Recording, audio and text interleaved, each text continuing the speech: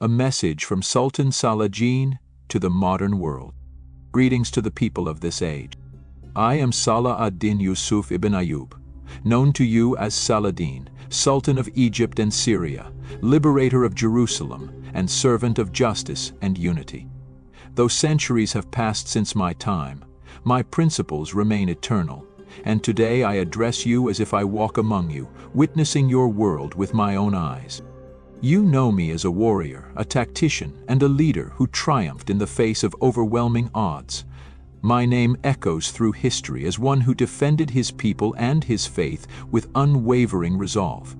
But I tell you now, my greatest victories were not in the battles I won, but in the mercy I showed, the unity I forged, and the justice I upheld. In my time I rose from humble beginnings to rule vast territories. I was entrusted with the immense responsibility of uniting fragmented lands, divided peoples, and conflicting interests. It was not an easy task. The Crusades had brought devastation to our lands, yet I sought not revenge, but restoration. I believed then, as I do now, that a leader's strength lies not in his sword, but in his heart. When Jerusalem was liberated, I chose not to spill the blood of its inhabitants, though the city had seen massacres before my time.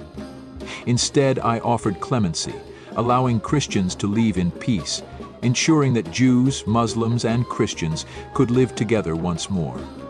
My decision was met with astonishment, even from my enemies, but I held firm to the belief that true victory is not in conquest, but in mercy. Your world today is a marvel. I see nations connected through invisible threads of knowledge and technology. I see advancements that my time could scarcely imagine. But I also see echoes of the divisions that plagued my era, conflicts fueled by greed, misunderstandings, and a thirst for dominance. To your leaders, I would say this: a ruler's legacy is not measured by how much land they conquer, but by how many hearts they unite. Leadership demands justice tempered with compassion, strength guided by wisdom. I once said, if you want to destroy an enemy, make him your friend. It was not a weakness to seek peace. It was strength. For peace requires courage, a courage greater than wielding a sword. To the people I would ask, are you building bridges or walls? You live in an age where knowledge is at your fingertips, yet division persists. Your unity as humanity is your greatest strength. Remember this: a nation's greatness is not in its wealth but in its values. Let me share with you some truths that few know about me in my time. Did you know that my greatest inspiration was not just my faith, but the knowledge I gathered from the civilizations before me? I studied the wisdom of the Greeks, Persians, and Romans, combining it with the teachings of Islam. Scholars and poets thrived alongside generals and strategists. I believed that knowledge was as essential as the sword in defending a civilization. I patronized medicine, astronomy, and architecture, for a ruler must nurture both the body and soul of his people. This is why a medicine potent imparted life's wisdom, balancing the balancing act of causing and restoring health. Few know that I often wept in prayer, asking for guidance, not just in battle but in governance. I feared not the enemy's strength, but my own potential for injustice. For what greater sin is there than for a ruler to betray the trust of his people? Were I among you now, I would walk the corridors of power and speak to your leaders.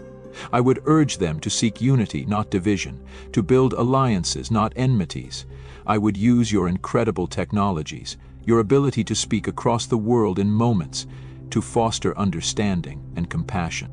I would strive to protect your planet, for I see that it is wounded. In my time, we revered the earth as a gift from the Creator, to be cherished and preserved. I would remind you that a true leader does not plunder the earth but stewards it for future generations. And to those who feel powerless in the face of the challenges of this world, I say this: power is not only in the hands of rulers. Each of you holds the power to act with kindness, to seek knowledge, and to stand for justice. The smallest act of goodness outweighs the greatest wealth. I stand before you now not as a relic of the past, but as a voice for the present and future.